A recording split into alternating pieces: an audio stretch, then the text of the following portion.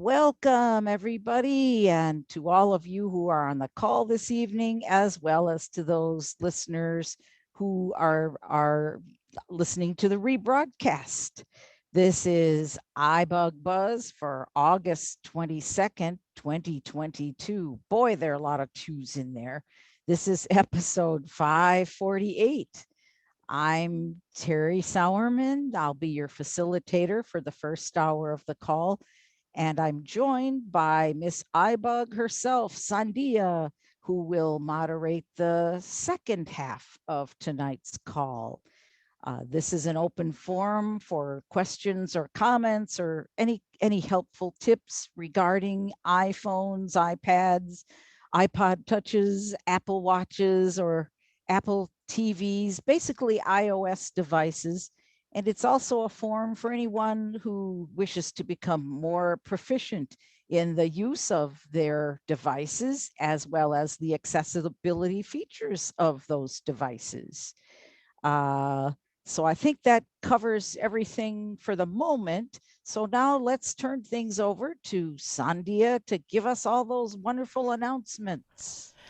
All right. Yes. Thank you, Terry. And yes, we have another busy week. So right now we're in the iBug Buzz for the next 2 hours, and then tomorrow. Well, let me tell you, all things are going to be taking place on this same Zoom conference line, unless specified otherwise. Then all times are central. So tomorrow, Clubhouse from 5 to 6. We're doing the iBug Mini Buzz version of what we're doing right now, but just for an hour, hence the name Mini Buzz.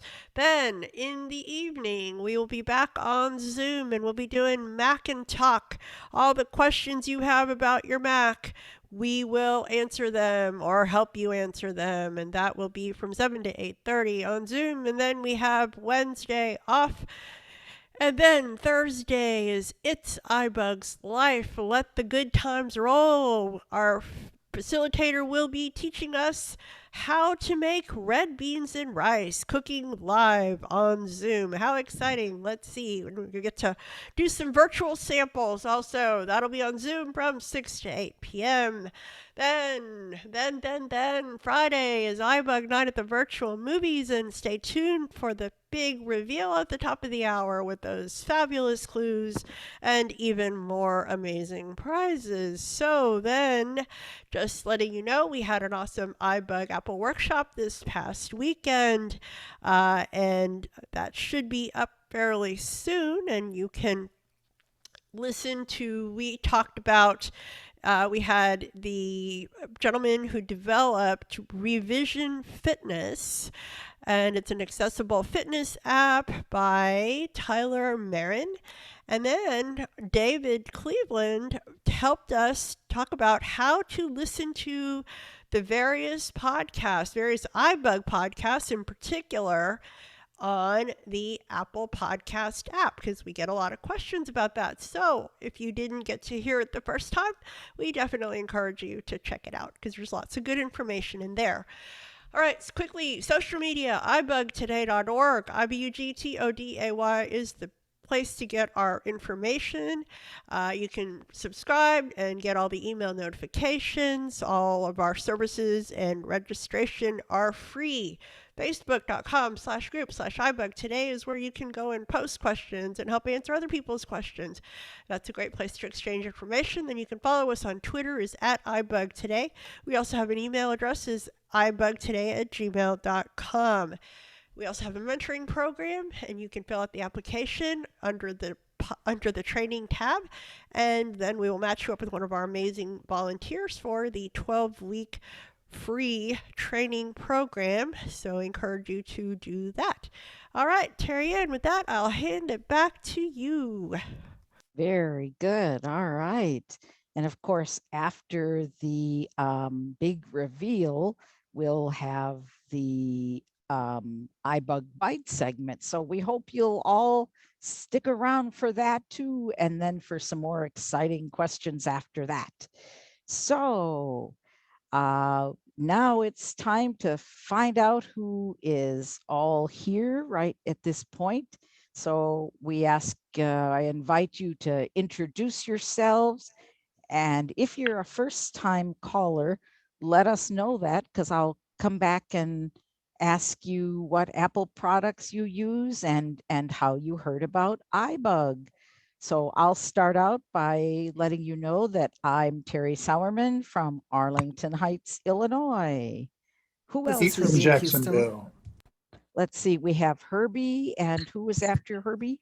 Pete In in Jacksonville. Welcome to both of you Thank gentlemen. you, Terry. Chanel in Houston. Welcome. Bridget Mark from and Atlanta. Hello, Bridget in Atlanta, and hello, Mark in Montreal. Who else is with us? Earl in Toronto. Welcome, Earl. And from way over Texas. here. Oh, we got a lot of people in there. I heard somebody in Texas. Ned from Texas. Oh, yes. Hello, Ned. And then I Thank heard a you. couple of other people. Come back Marta in. in Austin. Hello there, Marta. And who else? And you heard Albert from the west coast of Canada in British Columbia. Ah, another Canadian. Welcome. This is Brad in a rain-soaked North Texas. Oh, boy. Welcome, Brad, and stay safe. This is Jerry Brian. from the Go ahead, Jerry. Jerry from the Sun. Welcome, And- Jerry. And who else? Brian from just north of Earl and out of Toronto. Aha, welcome. And who else is with us? Helene from Woodstock, New York. Welcome, Helene. Carol from Houston. Glad to have you with us, Carol. Marie from Reno. Hello there, Marie. Jody in Rainy, New Hampshire. Hello there, Jody. And who is from Texas? Greg. Is that Greg? Yes, Yeah, welcome. it's Greg. Anybody else want to come in and say hello before we begin with questions? Elisa and Porter. Hello there, Elisa. Hello. Sandhya, Houston. Hello there, Sandhya. Okay, anybody else? Going once, going twice, and of course, keep in mind, going 3 times. Keep in mind that we'll have opportunities for other people to come in and say hello later on as well, too. So, all righty. Who would like the distinction of asking the first question of the evening? We especially invite new users to or people who are new to the various Apple devices, the various iOS devices, to come in with a question. This is a good time for those questions or comments that you might have. And just remember that there are no dumb questions except those that you don't ask. So is there somebody who is relatively new to these devices that has a question?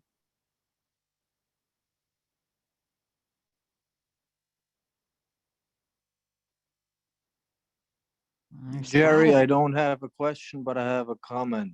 Oh, excellent. Go ahead. Okay, you were speaking last week about, I believe it was Greg that asked the question about the ticking when opening a web page in Safari. Right. First of all, if you do it in Chrome, it will not do that. Uh-huh. And secondly, there's only one way to turn that off. Okay.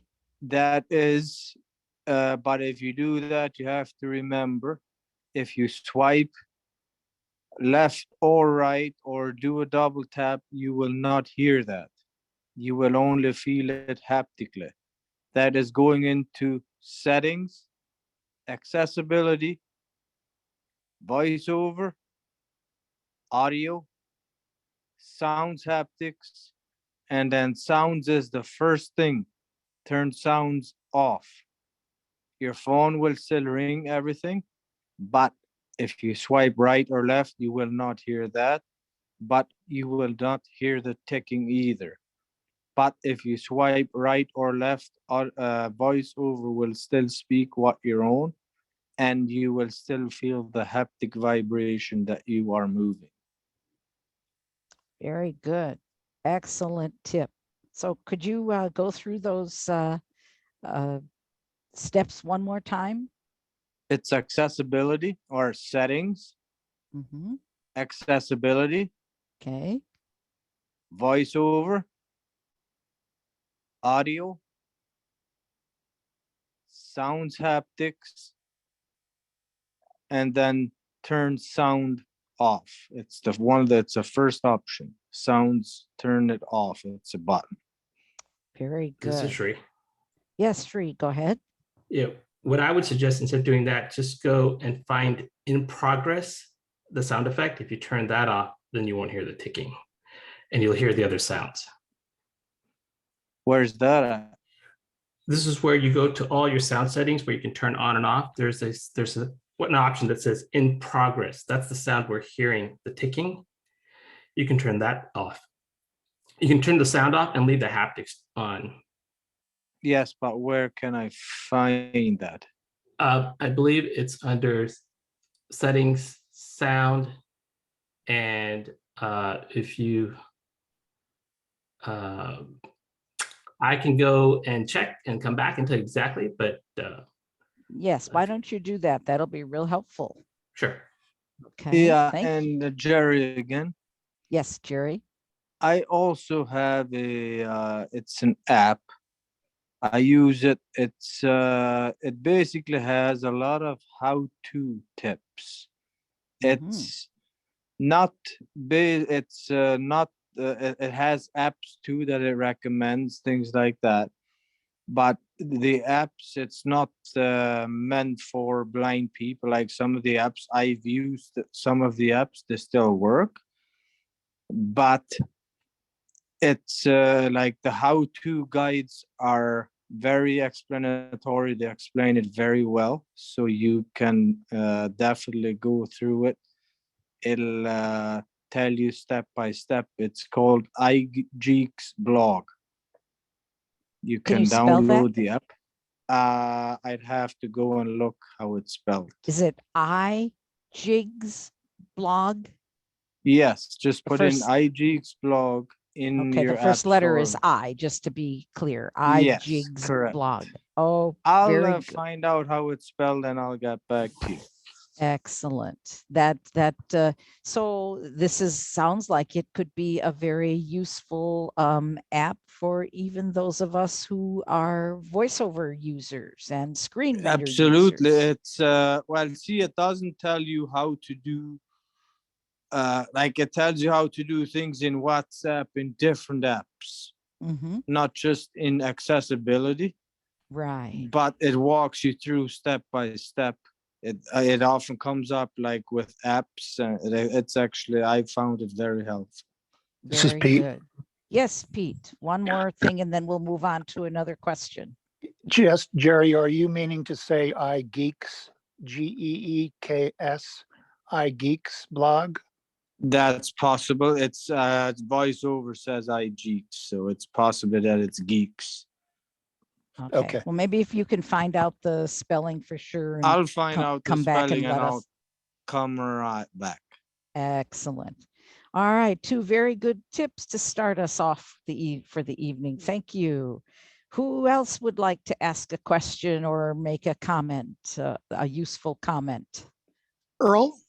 Yes, Earl, go ahead. I just want to make a comment regarding the ticking that they were talking about earlier. Okay.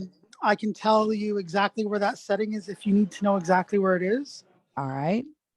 So you'll go to settings, accessibility, voiceover, audio, then go into sounds and haptics, then look for the heading that says app feedback.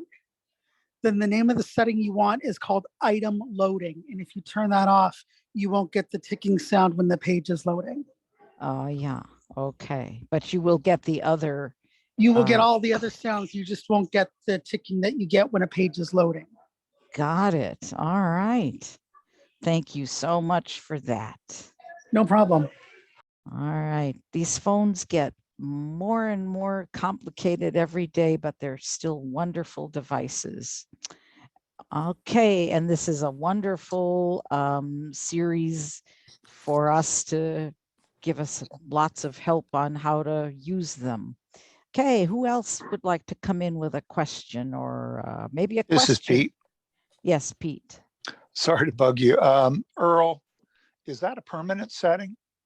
Or does it just stop the ticking in progress at the time you tap it?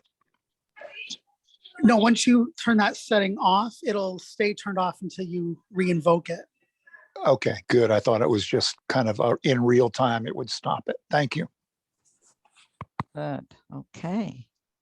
Who has another question for us? I Mark in have Montreal. sorry.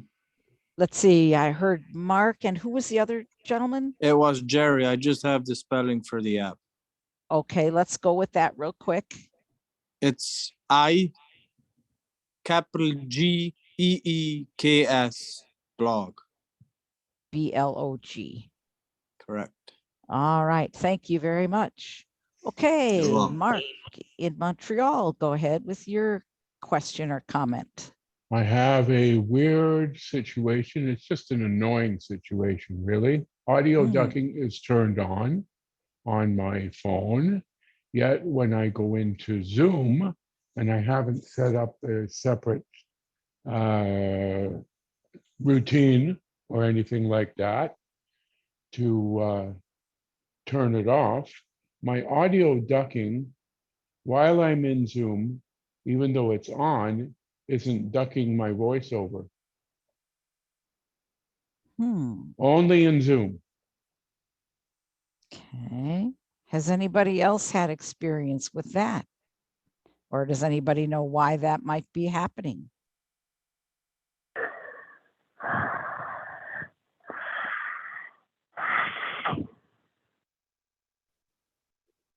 Brad? Yes, Brad, go ahead. I think Zoom defeats audio ducking. I'm pretty sure. I mean, I don't use audio ducking, but I have played with it. And I've experienced the same thing with Mark. Zoom does some stuff to audio. And I don't know if the word is defeats or disables, but audio ducking doesn't function as usual when Zoom is on. Lots of things do different stuff in Zoom, and that's one of them. Can't say why. I've just observed that as well. Okay. Okay, so we have to go on and be annoyed when we're flicking. Thank you, guess Brad. so. Well, this is Brad. First Sri and then Brad. I remember before when this happens, we would turn voiceover off and turn it back on during the Zoom. And doesn't sometimes that fix that problem? For me, it has. So have you tried that, Mark?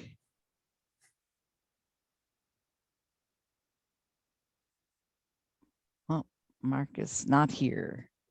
Okay, and Brad, you had an Yeah, I find that what I do is I have volume in my rotor, and what volume does is changes the volume of voiceover relative to the system volume. And when I'm in something like Zoom, I will turn my voiceover volume down to a volume where I can hear it, but it doesn't overpower what's going on with Zoom. And, then it can still provide useful information without disturbing the Zoom call audio. So that's how I deal with it. Okay. Mark in Montreal? Yes, Mark, go ahead. Okay, I'm back. I tried the voiceover thing and it did not work. I turned it off and turned it back on. So that was not a resolution to the issue. Also, when you do turn down your volume on your voiceover, keeping in mind, not the wisest thing if you're hearing impaired and trying to hear. I think I've got both at the threshold where I would like them to be. And if I turn one down or the other down, it's going to be difficult to hear, basically, because when you're not using hearing aids and you're using headphones only, it can be disruptive if one's louder than the other. So it's unique to those of us who have hearing challenges. Let's just put it that way. Brad, Yes, Brad. I think everybody's different. I also use hearing aids and I find it works well for me. I'm not saying it's going to work well for you or anybody else, but everybody's different. And I found that to be a good solution for me, at least, is I just turn the voiceover volume down a little bit and it doesn't overpower the Zoom call. Very This good. is Herbie. Yes, Herbie. You know, one thing, I don't know if you can do this, Mark, but if your hearing aids are using Bluetooth, that can also affect just how things sound with Zoom and voiceover, and how, because just with Bluetooth in general, the iPhone condenses things. So I don't know if there's any way you could use like a cord rather than Bluetooth, but that might help. But because I do know just with Bluetooth in general, it's not always a great experience when you're using that on the phone with voiceover. So with how it changes the sound to, so just a thought there. I don't know if you can or not, but No, I can't, because Quebec government doesn't give us Bluetooth hearing aids yet. Time to move on. Yes. All right. Next question or comment. Question. Let's go with another question. This is Jody. Yes, Jody, go ahead. Hi, Terry. Looking at the list of gestures, there's two there that I don't understand what they do. A two-finger swipe left and right is move in and move out. And I've tried it and I don't seem to see what it does. And the other gesture is a one-finger quadruple tap, which is secondary activate. And I'm not quite sure what those mean. Does anybody know what those two gestures are for? And these are gestures on your iPhone, correct? Yeah, you go to accessibility and commands and touch gestures, and I was looking down the list with my mentee, and I couldn't figure out what those did, so I wanted to get an answer. Does anybody know what those gestures do?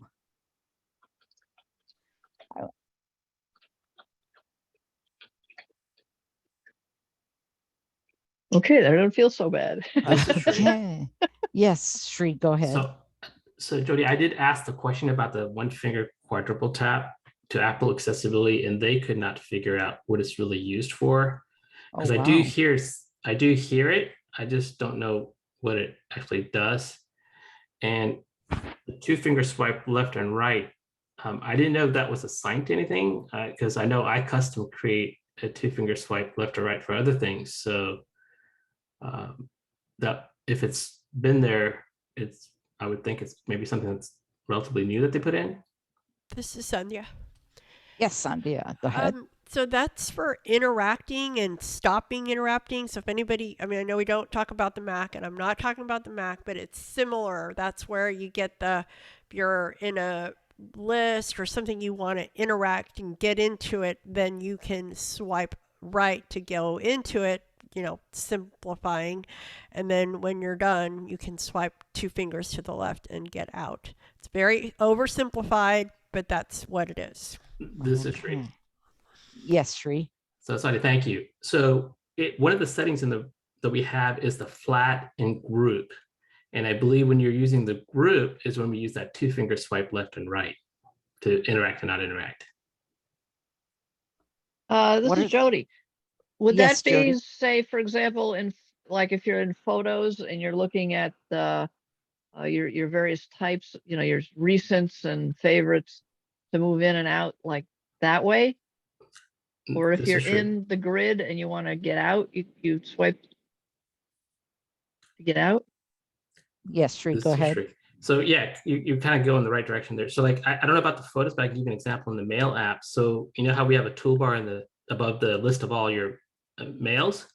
Yeah. So if you're in the group, you can only interact with that toolbar until you stop interacting to get to the list of the email. That's where the two finger swipe left and right would come into play. So I'm going to assume it probably works just like that on the photos. Okay, thank you. All right, very good. Okay, moving on to another question.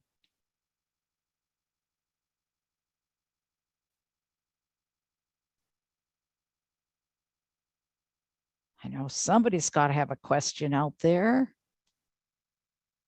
I do. This Yes, is Marta in Austin. Go ahead, Marta. Okay, I'm just trying to figure out how to use Zoom. Right now, I'm on a landline, but I downloaded the app to my iPhone. And when I got the invite that iBUG sends every week and all that, it has a link that says One Tap Mobile. So I want to understand, does that bypass the password and all that? I mean, does that just take you directly into the call? And to invoke that, do you have to put it in your contacts and then, like, say Siri, call Zoom? How do you do that? This is Brad. Who can help with that? Brad, go ahead. Yeah. The One Tap Mobile, if you really were to go in there and character by character, it's a phone number. And it is in the form of a link in the invitation. You can copy that One Tap Mobile, a phone number followed by some commas and a meeting ID, and then there's a passcode. You can put that in your contacts if you wish in the phone number line, and it should, if it's done correctly with all the right things in it, it will call. But also in that invitation, if you tap on it, and what that's doing is it's connecting to Zoom through a phone call. There's also a link. I didn't hear if you said you have the Zoom app on your, I assume we're talking an iPhone. Yeah, I just downloaded it to the iPhone today. Well, okay. The One Tap Mobile is not going to use the Zoom app. That's going to make a telephone call using your iPhone's phone app.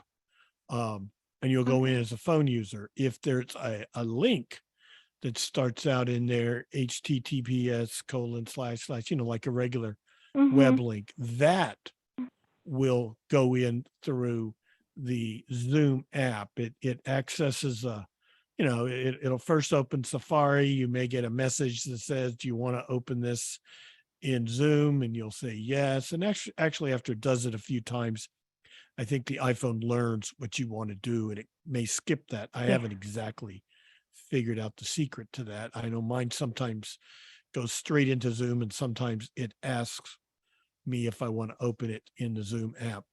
But there's two different ways there. One is using the Zoom app, and one is a phone call. And that's what you're seeing there with the One Tap Mobile. This is Jody. Yes, Jody, go ahead. Yes, you seem a little confused in opening the Zoom app that you mentioned the word password. Now, once you open the Zoom app, you have to set up your account where you put in a username and password. Once you've done that, you don't have to do it again. So once you've got your Zoom app active, then when you go into that email and you see the HTTP link for the Zoom link and you tap on that, it will automatically go into Zoom. And you don't have to worry about putting your password in every time you go in. Okay, thank you, Jody. Sure. Related to that, if I've already set up my Zoom account on a PC, can I just use that password and this is Jody, yes. And do it on the And actually, this call doesn't pertain to a PC, but yes. I know. Right. I wouldn't discuss anything else about the PC, but I just wondered if I could use the same account. This is Herbie. Yes, Herbie. Yeah, what I'm sorry, I forgot your name there. What she's Marta. referring, sorry, what was that? Marta. Marta. Marda. Marta. Okay. What she was referring to there, Terry, and for anybody that was confused, is it's not somewhat. It has nothing to do with the PC. It's just whenever you create a Zoom account, no matter what platform you do it on, it'll work anywhere. So it just happens to be that you use the PC to create it, but if you know the username and password, you can log into that account on any device. So it's a universal account creation. So hopefully that clears that. Yes. Thank you. All right. Very good. Thank you for that question, Marta. All right. Who has another question for us? Jerry. Yes, Jerry, go ahead. Since we're talking about Zoom, some Zoom meetings don't require a password, as you know, so you can just go into the Zoom app, go into history, and join from there. Is there any way possible of saving, like, say, the iBUG Zoom meeting? Is there any way of saving that password, somehow saving it in the Zoom app, so that I just have to open the Zoom app and join from there and not have to? It's easy enough. I created a bookmark or a short, yeah, a bookmark. It's easy enough to do it like that. I'm just wondering if there's any way to save a password in Zoom for a certain meeting. Okay. This is Herbie. Yes, Herbie. The answer is no. I think it's a protection feature that Zoom has. You either have to bookmark it, or you could add the link to, like, say, a calendar, or as a link on your home screen. But the Zoom history does not save the password. Okay. All right. All right. Good question. Who else would like to ask a question? This is Raheel. Yes, go ahead. Raheel, is it? Yep. Am I all right? I've been noticing that when I use Braille screen input in my text messages, and when I've been calibrating the dot, I've noticed that .5 goes before .4, and I have trouble doing the FOR contraction. Is there a way to fix that on the iPhone? This is Chanel. Yes, Chanel, go ahead. Yeah, I don't know if I've noticed the .5 issue. I do sometimes have troubles with calibration. It kind of comes in patterns. Some weeks I have more trouble than others, but I think, do you know how to calibrate by pressing the first 3 fingers of, oh yeah, you know how to calibrate. You're wondering how to do .4, or all the 6 cell, whatever. So the way to do that, one way is to press down like the letters of the Q or an E5 cell symbol, and then kind of lift one of those fingers and place the 6th finger down. It's a bit tricky. There might be other ways of doing it, but that's one way. Or, you know, if you're writing the letter Y and you put down all the fingers for the Y, and then you lift one of those fingers and put in, you know, the .2 finger. And there may be other ways to do that too, but that's one way. Right. And I'm I've done. been having trouble with that. I mean, because .4 is supposed to go before .5, not the other way around, you know. And doing the FOR contraction is hard enough, you know. Herbie, go ahead. So yeah, first of all, I do the with sign and then add in .4 well before I, after I put down the with sign. So like you'll do .2, 3, 4, 5, 6, then you add in the .1. Excuse me, and that should make the 4 sign work. Also, though, it just occurred to me: are you using tabletop mode or screen away mode? I use tabletop mode because screen away mode, I don't know how to use screen away mode, and plus putting my phone against my abdomen, I'm afraid it's gonna like fall to the floor. Well, you can lock that in place with a free 3-finger swipe down with whichever mode you want it in. And then it doesn't matter how you have your phone facing. Just real briefly, screen away mode is like looking at the screen in a Braille cell format rather than in a Brailler format. Excuse me. But I wonder if you would have easier luck with your .4 there, but you may just have to recalibrate, but that's weird that your .4 is becoming is before your .5. You may want to try reversing dot positions too, see if that makes a difference. And so just a couple of little things to try there. Okay. This is Terry with just one other quick thing, and then we're going to move on. I read somewhere that with Braille right now, you cannot have all 6 dots active at the same time, which is why you have to do a 5 and a 1 sequence. 5 dots, and then lift one of those fingers and then put down the other finger. And it doesn't necessarily matter what sequence you use, as has been said, but you can't do an FOR sign with all 6 dots at one time. All right, so good question. Thank you. And who would like to ask another question? Elisa. Yes, Elisa, go ahead. So when I'm in a group on a Facebook group, and it can be any group, well, it can be iBUG, and I'm trying to like share the previous post or the post from recently, and for some reason I'm not getting the share now option. I don't know if it's because I messed it up. Anybody have any thoughts about that?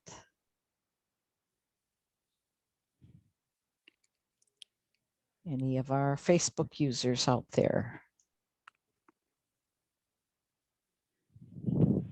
This is Herbie.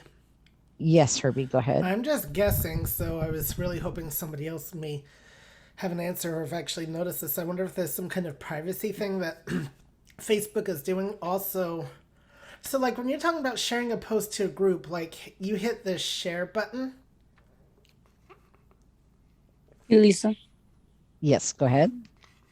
Could you repeat your question again, Herbie, please? How are you trying to share a post to the group? No, like say if iBook shares a post about a movie night or something, and I want to share it on my timeline. Sometimes I have trouble sharing. It doesn't give me the share now button sometimes. This is Pete. Yes, Pete. Elisa, I don't know if you saw my response in Facebook in the group. I tried it and it worked fine. I went to Sandhya's post of tonight's iBUG Buzz, and instead of opening the post, I just flick up and down, and I get a variety of options, including comments, and the share was right there. And I double tapped on share, and I had an opportunity to provide comments with my share, and at the bottom or toward the bottom was the share now list. So I didn't have any trouble. Lisa, I have a question. Yes. When the person is saying flick up or flick down, what are you trying to say? Because I don't use those gestures and I need to, but I'm sorry. Yes, that's right. Sorry, I interrupted. Yes, Pete, go ahead. Yes, when I opened the iBUG Today group and I saw Sandhya's post announcing the iBUG Buzz today, it's inviting everybody to join us. It's in a line of, it's like an inbox for the group. Are you with me there? And then instead of double tapping on her post to expand it and open it up to read, all of the options there and the comments, I merely flick up or down on her post right in that list, and it gives me an actions menu. And one of those actions is share. And I single finger double tap on that share, and then it gives me the opportunity to add a comment, say something now, or add a comment, and then below that is share now. And I single finger double tap on share now, and it sends it to my timeline. So it's a one finger flick up and or down? Yes, it's the actions rotor technically. Okay. You with me, right. Alyssa? Sorry, Terry. Yeah, keep going. She's on mute. Okay.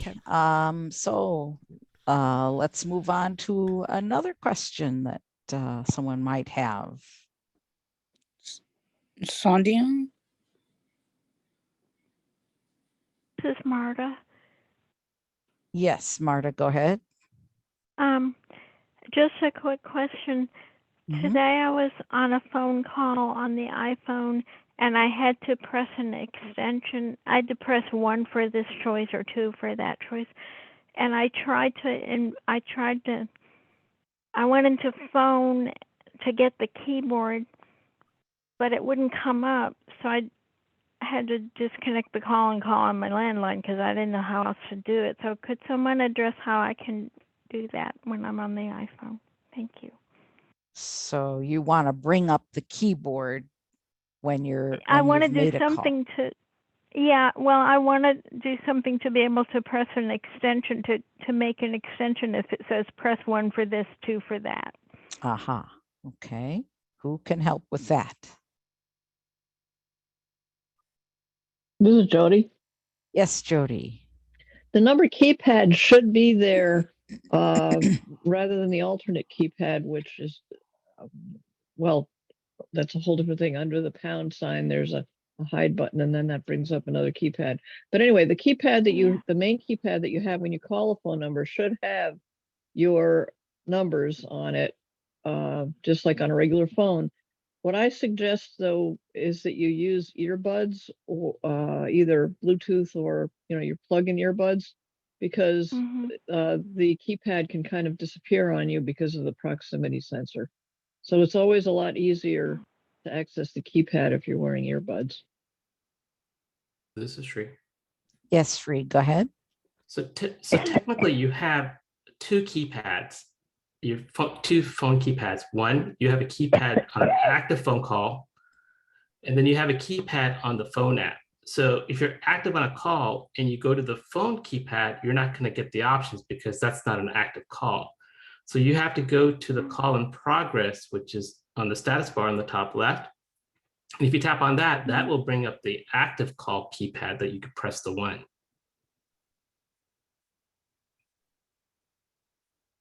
Okay. Okay. I got it because I was trying to go to the phone app and get the keypad that way, and I didn't know about going to the top and doing that it was a status bar thing. Oh, I'm sorry. Okay. Yeah. All right. Yes, Marie, go ahead. Alyssa, Marta, as usually when you're talking on the phone and you get that message, if you pull the phone away from your face, your keypad should be right on the screen and ready for you to punch in a number. Because that's what they're saying about the proximity. If you got your face too close to the phone, it's going to hide the keyboard. As long as you take the phone away from your face, that keypad is going to show up. Oh, maybe I had it too close. Okay. I didn't know. I don't know all these things. This is all new. Okay. That's why you're here. We're helping to learn, hopefully. Exactly. Yeah. Yep. You got lots of things you can try. Very good. Thank you. All right. You're welcome. All right. Who would like to ask the next question?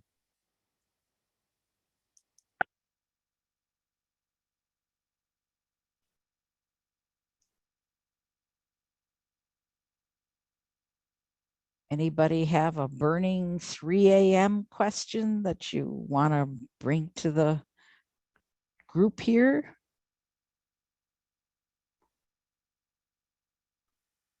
This is Sri. Yes, Sri, go ahead. So today I learned at apple.com that if you own an iPhone 12 series, I'm not sure if the mini's included, but if you have the regular 12 or the Pro series, that Apple is extending the earphone to 3 years, from 2 years to 3 years. Apparently there's some issue where people are not hearing sound coming from the earphone, and they're going to extend it for 3 years to fix it. Okay. All right. I hear somebody in the background. You may not realize that you're still unmuted. Could you try and mute yourself there? And could you repeat that, Sri? Yeah, so basically Apple announced that there's apparently an issue with the 12 series where the earphone, the audio kind of gives out, and apparently I guess it's a known issue, and they extended that to 2 years, and now today they announced they're going to extend that warranty to 3 years. So if you have a 12 and you're not able to hear from the earpiece, which is where the notch is, then they'll replace it. They'll replace the phone or fix the problem. Fix it. They'll fix the problem. Got it. Mm-hmm. All right. Good to know. Excellent. We've had some good tips tonight. Okay, who else would like to come in here with a tip or a question?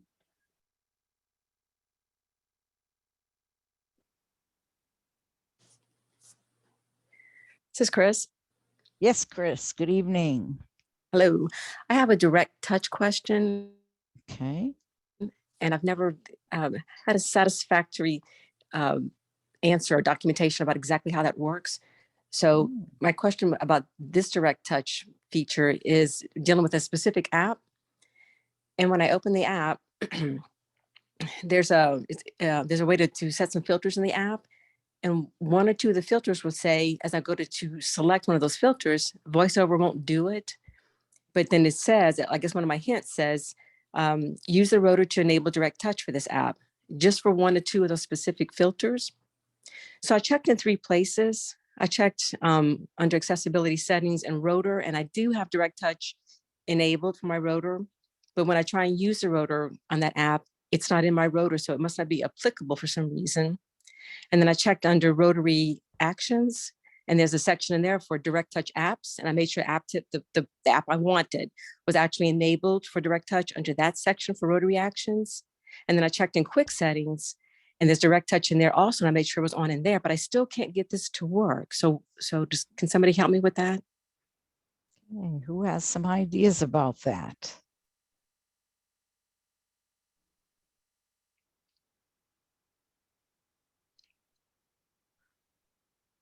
Well, is it possible This is that Chanel. okay, Chanel, go ahead. Yeah, I mean, it sounds like you're doing everything right. And I assume included in that, once you actually go into that app in that specific area and you try to turn your rotor to direct touch, it just doesn't show up. This is Chris. Yes, go ahead. Correct. Right. Okay. I think it's probably a poorly written app myself, but sounds like you're doing everything right. I mean, you detailed what you're doing and it sounds, so I think there's something screwy with the app, or the hints, the voiceover hints might be misinterpreting the info or whatever that's there. So no, that's not very helpful, but it's the only thing I can think of. Okay. Well, This is sounds Shri. like you're doing the right things. Yes, Shri, go ahead. I was going to say, maybe have, Apple accessibility or someone who has sight to take a look at that part to see if what's actually on the screen. This is Chris. Yes, go ahead. I have, and yeah. To no avail. Right. Yeah. Oh, darn. Okay. Because there are times when VoiceOver does not read things that it should that are on the screen, but no such luck here. Have you reported this issue to Apple by chance? Because yes, go ahead. No, I haven't. And there's a few other areas in this particular, it's a workout app. There's a few other areas that VoiceOver just doesn't work. This particular area, it said, use your rotor to enable direct touch. So I thought, oh, no problem. But, I couldn't get that to work. But can somebody just briefly explain, when would you use direct touch, or have they used this in other apps, or, what's the advantage to using it? Who can help with that? This is Chanel again. Yes, Chanel. So direct touch is, I have used it in some games, such as the blindfold games or whatever. It's basically kind of bypasses VoiceOver in a sense. And so you can do regular gestures. The other thing I would try, if direct touch isn't working, you could always see what the app does with screen recognition enabled. I know most people find screen recognition to be an absolute pain, but it might give you some insight into what's on the screen, and read some of those controls that, VoiceOver is just not letting you access. But yes, another app where I have seen direct touch is in one version of the 7 Little Words app. There's a light version, which I prefer, and then this other regular version where they thought it'd be great to enable direct touch. Well, the problem with that is you have to use the specific gestures that they give for moving around. It's not as flexible. Like direct touch doesn't work with braille displays. So it's basically bypassing voiceover. And I wish I knew a better way to explain it, but that's all I can think of. Right. Thank you. Very good. Well, thank you for that good insight. All right. Who has another question? Raheel, Yes, Raheel, go ahead. I believe there's a sharing computer sound on Zoom. What is that now? Sharing computer 'Cause I- sound on Zoom. Because I just heard it that Mike was This is Herbie. sharing that right now. This is Herbie. Brad, go ahead. You were first. Means that as opposed to sharing, screen sharing with sound, it's sharing only computer sound. So if you're playing audio, you're going to share the sound of the audio, but you're not going to share your screen because there's really nothing to see. Plus, it uses less bandwidth. Okay. I've been noticing that when somebody joined or whatever the meeting, it would jump me and another friend back to the top of the screen on the iPhone, the avatar, and displaying whoever's, the name of the person's avatar.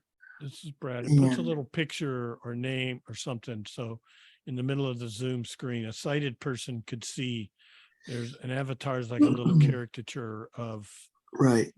Cute little thing. It's Sometimes getting- it just has a word, but it's just something that Zoom does. You can't really do Yeah, anything about it. it's getting a little bit annoying, like for Yes, some it is. people. And I didn't know if we would report that or what There's happened. nothing to report. It's doing what it's supposed to do. It's This just is Jody. annoying when you're using voiceover. Yes, Jody, go ahead. Yeah, what I do is I put my finger down on the mute button. If you put the focus in a different place on the screen, say for example on your mute button or anywhere else on the bottom there, it will not repeat the avatars when they pop up. Right. You've got the focus in the middle of the screen where the avatar is. Put the focus down at the bottom. Right, because with the new update, it's right here. Say your name before and wait to be recognized, Raheel.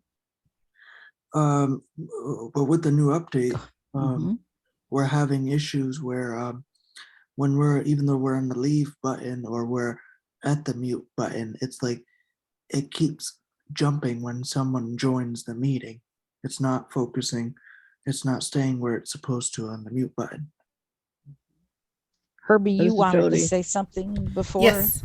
A couple things. Brad kind of did explain the audio sharing. The specific reason why you're seeing it there, excuse me, Ibrahim, is because Michael, it's what he uses to share like his opening theme song and closing theme song for the movie Minutia. I think I'm saying that right. Michael's movie Minutia. I know that's a tongue twister. We'll just call it MMM for short. Is that all right, guys? So, that's why you're seeing that, and he just has it ready to go ahead of time. The other suggestion I have on the avatars is I keep my voiceover muted or my screen locked, and I'll just unlock the screen when I want to talk on Zoom.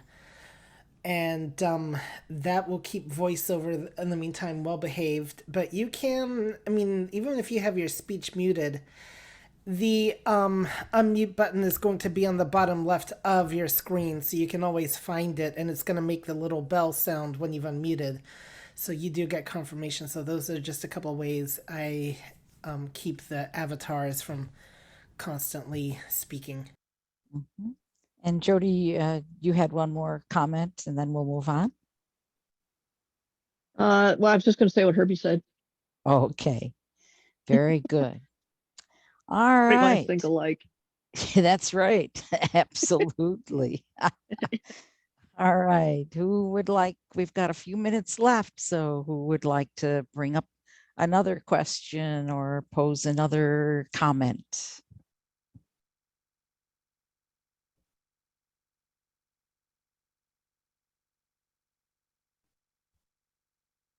If nobody has anything, I've made a list of several things here I could talk about one. When replying to an email that has been sent to me by, by someone, so I'm definitely replying to someone else's email. I have to first enable the edit field in the subject line of that email before I can enable it in the body of the message. So if I just go to the body of the message on my phone, and I want to go to the edit field to enable the edit field to invoke it, it says dimmed. It won't let me open an edit field. So then if I flick back to the subject line, which still shows edit field enabled, and then again flick to the right with one finger to the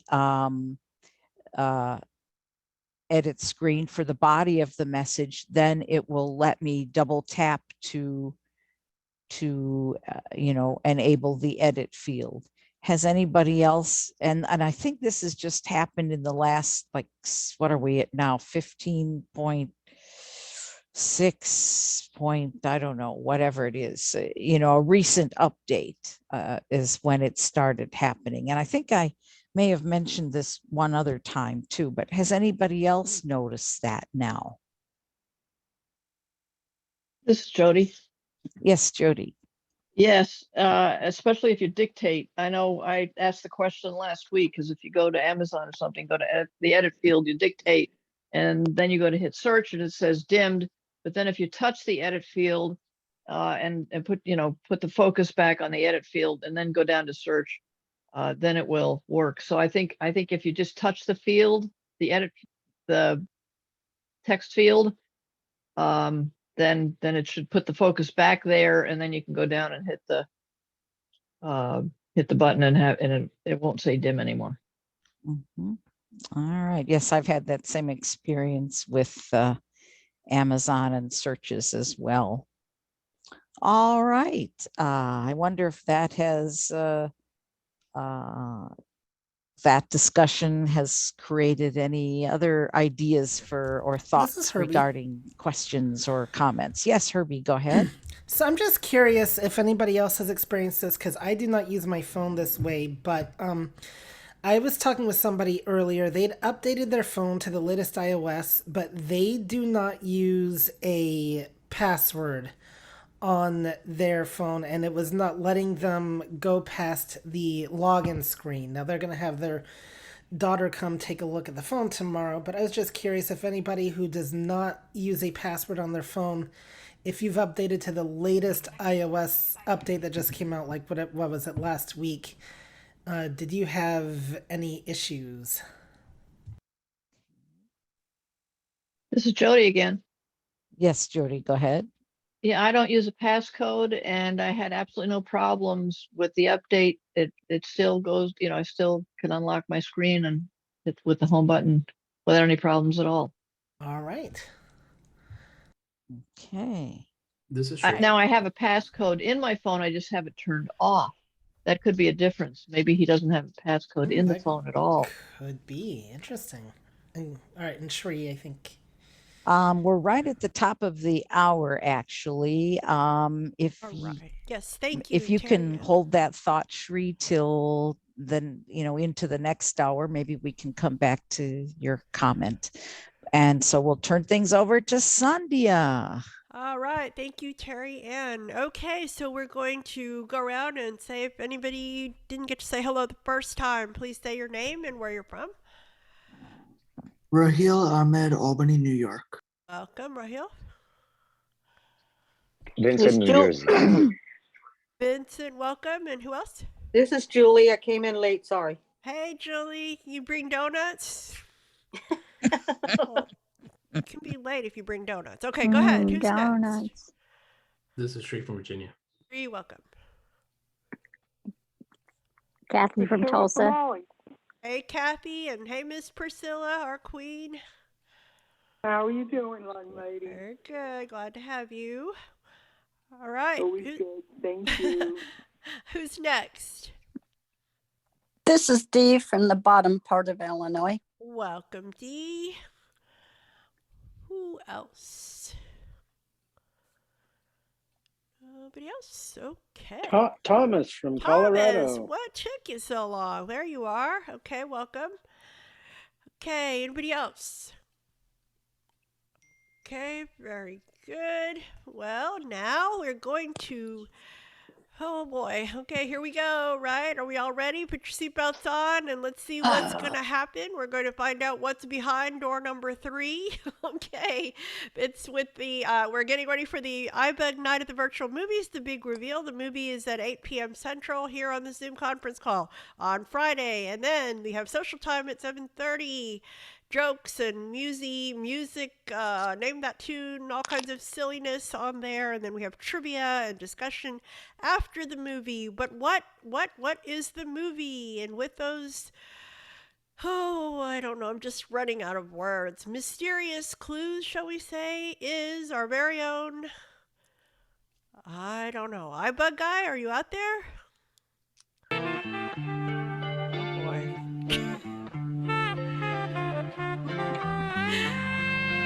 Really? What is it, Casablanca or something? I don't know. Hello? Mr. iBug guy. I think it put him to sleep. I don't.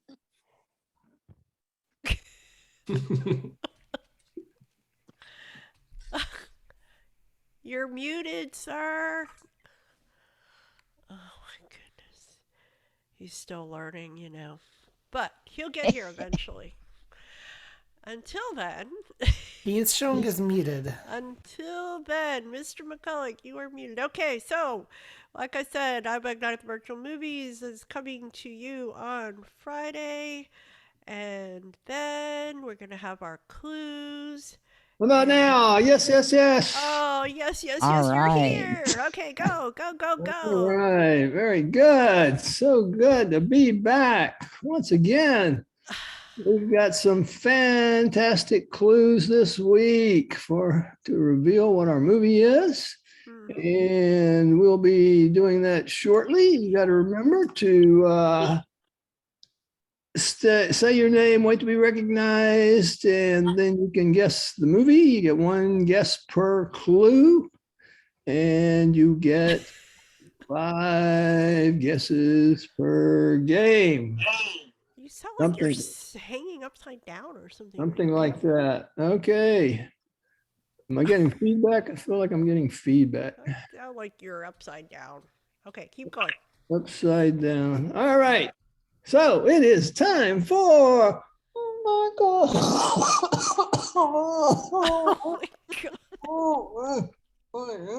You coughed up a lung or something. Okay.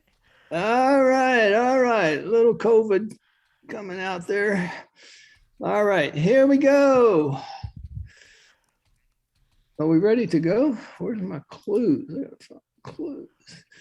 Clue number. Oh, by the way, our clues have been provided this week by Matt Damon's wife. Matt wasn't available, but we caught her in between the ceremony and the whatever you call that thing over there in Georgia. But anyway, so here we go. Clue number 1. Our film this week is set in the 1850s, Louisiana.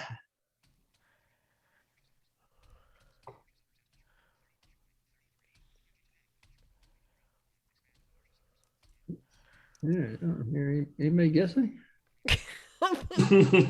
No. 1850s Louisiana. All right. Raheel. Okay, Raheel.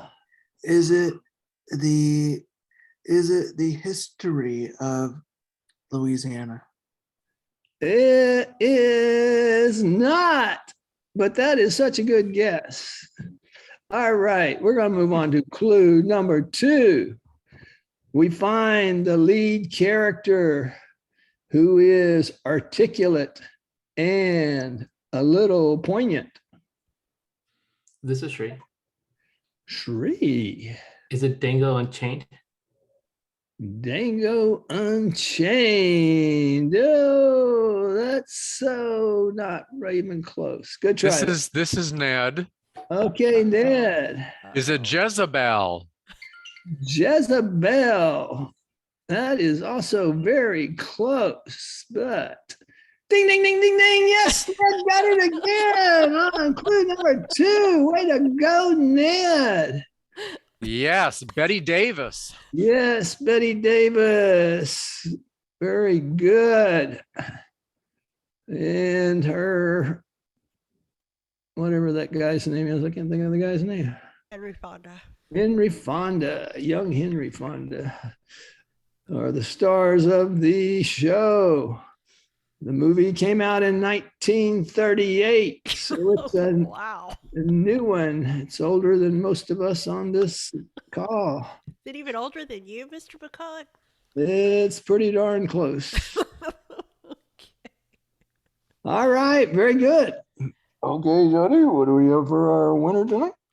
All right. Well, Ned, you're in for a surprise. It came out in 1938 and it was in the 1950s? 1850s.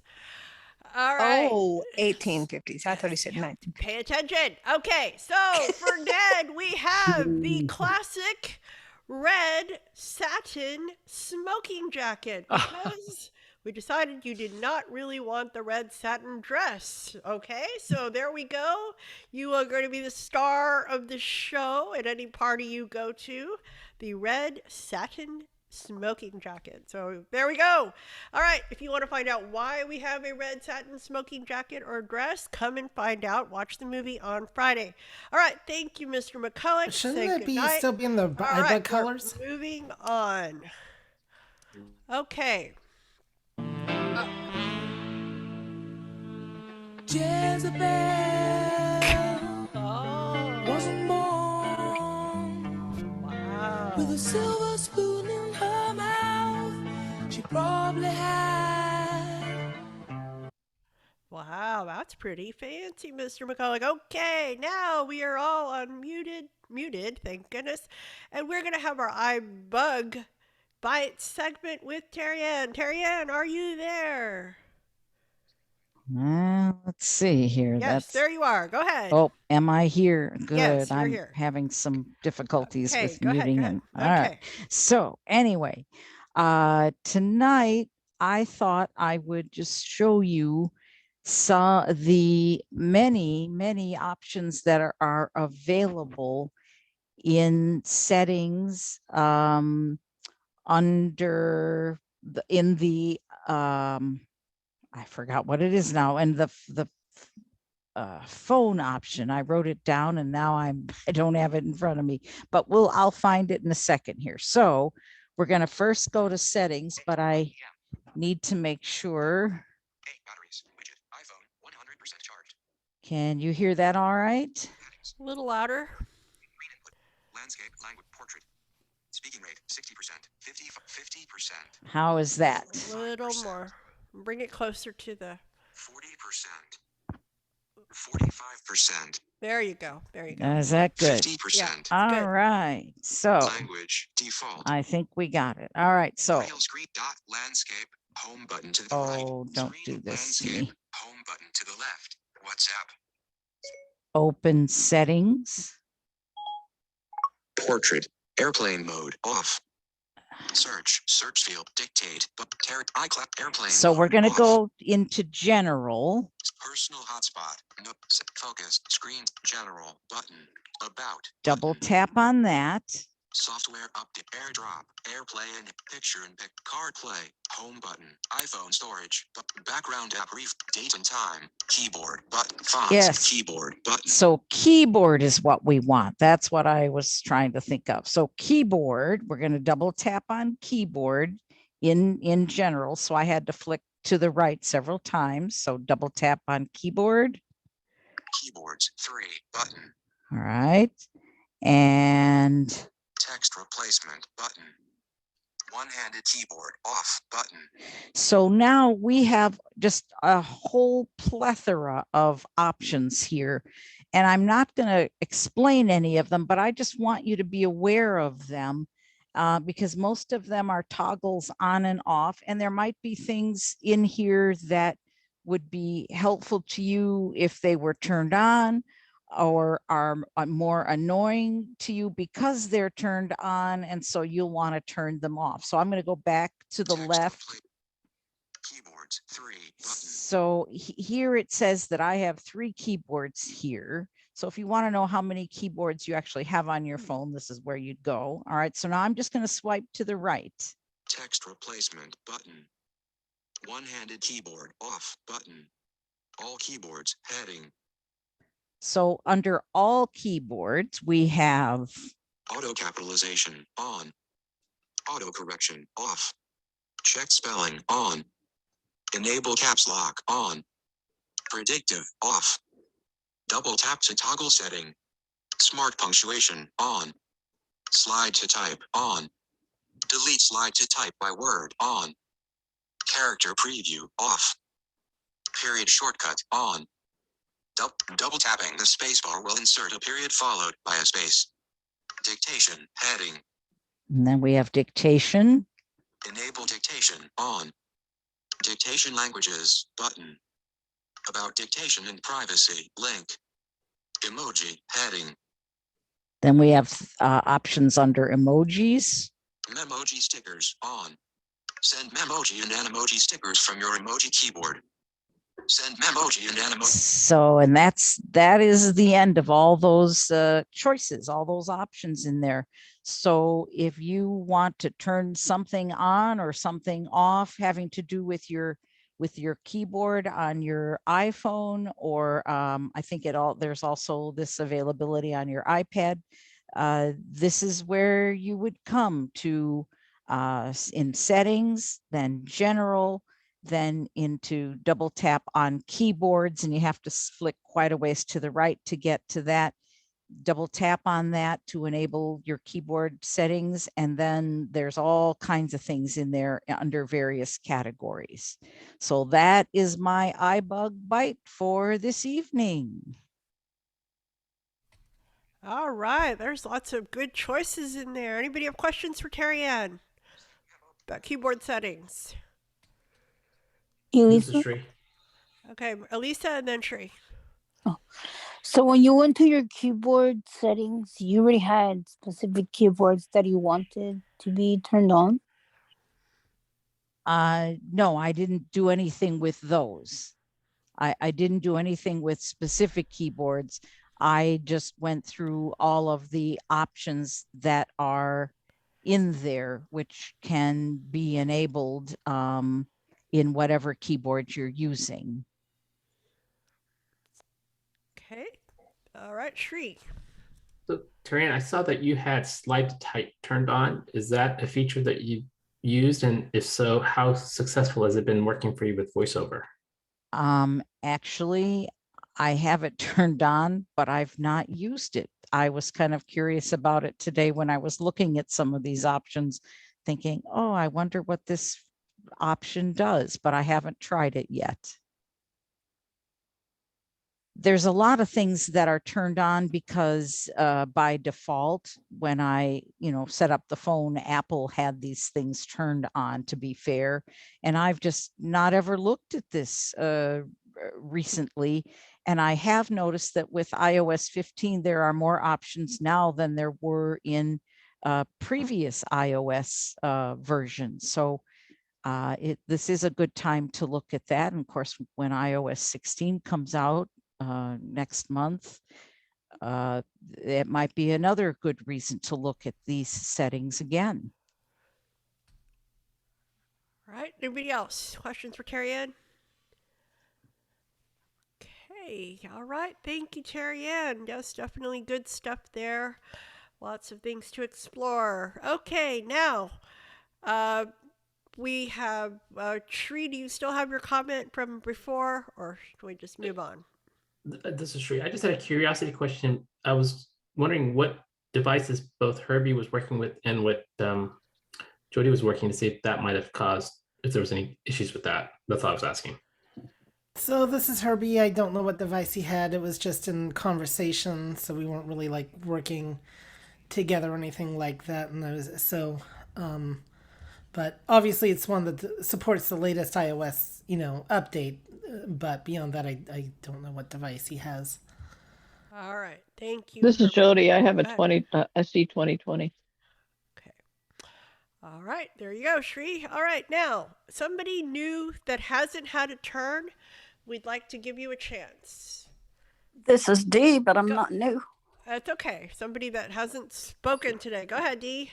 Okay, I have a question on something Jody said a while ago. If I understood her right, she said that she has a security code on her phone, but she has it turned off. I didn't know you could turn it off. This is Jody. Go ahead. Yeah, I have a 6-digit passcode in my phone, but I have passcode turned off. Excuse me, this is Dee. Could you say that again? Voiceover started talking on top of you. Sure. Yeah, I have a 6-digit passcode in my phone, but I have passcode turned off. So whenever I get a major update, it usually defaults to turning passcode back on again. I have to use the passcode to get into the phone. And then I go into settings and I turn passcode off. So I do have a passcode, but it's turned off. This is Brad. Brad? I think actually when you turn the passcode off, you removed it, because to turn it back on, you will notice it makes you type it in twice, which is recreating the passcode. And you could actually type in a completely different passcode, and you will now have the new passcode you created, because I had to play with that before. And that's what Okay, happens when I've you always turn it used the off. same passcode, so I didn't know Yeah. if I was changing Yeah, it. try I it just and you'll thought see it was in there. you removed Okay, it. one time. Okay. All right. Very good. Okay, Dee. this is Dee. Go ahead, Dee. Yeah, I was just thinking when she said you could turn it off, that maybe when I'm around the house, I could turn it off. And then like when I went out to turn it on, for security purpose, but evidently not. According to Brad. This is Darcy. Darcy. Hi. Yeah, you guys, I stepped out of the room, so you guys may have said this already. One thing to be aware of when you turn it off, I'm pretty sure that if you turn it off and you turn it back on, you may have to reset Apple Pay if you use Apple Pay. Oh, okay. So it may not be worth it to you to I know that you can't use Apple Pay with the passcode off. So I assume by turning it back on, you have to re-enable that stuff. So This is Jody. I don't use Apple Pay. Yeah, this is Brad. Brad, go ahead. Yeah, Darcy's correct. If you turn the passcode off, like I said, you have removed the passcode. And when you set up a new passcode, even if it's the same one that you've used before or a completely different one, you've got to go back through and enable all that stuff that only works when you have a passcode, essentially passcode dependent, like Apple Pay. If you have any apps that use, Face ID or Touch ID in the case of the SE phones, you got to go re-enable all that stuff when you turn the passcode off. So keep that in mind. All right. Thank you. Very good. All right. Who's next? Somebody new. Hasn't had a turn. Ask a question. Comment. Problem. Quickly. Hurry up, people. Questions? No pressure. This is Vincent. Vincent, go ahead. This has been talked about, before. When I am in the middle of, let's say, listening to a book or something, and I use the magic touch, the double tap 2 fingers. All of it, sometimes, not all the times, fortunately, not very often, music comes on. And when music comes on that way, it doesn't show as an open application. I have to, in order to turn it off, I have to actually open music and then close it up. Has anybody found a way or a reason or some way of avoiding this annoying This is Darcy. Go problem? ahead, Darcy. Break it to him. Break it to him. Well, first of all, when that happens, does magic tapping again not make the music stop? What happens is that it enables, then let's say if I was reading a book, it turns a book on. Right. Oh, it starts playing it at the same time. And it starts playing it at the same time. Okay. Yeah, that does happen sometimes. See, the thing is, an app has to sort of basically tell the operating system that like it wants to use the magic tab now, and just sometimes it just gets confused about that. Like sometimes, but it does happen, and then yeah, basically there's not. I mean, like you said, it only happens infrequently, but it will happen from time to time, and it is annoying, but it's just. This is Terry. Okay, go Terry. I do know that when these phones came out, is it the group U2? Is that the right name?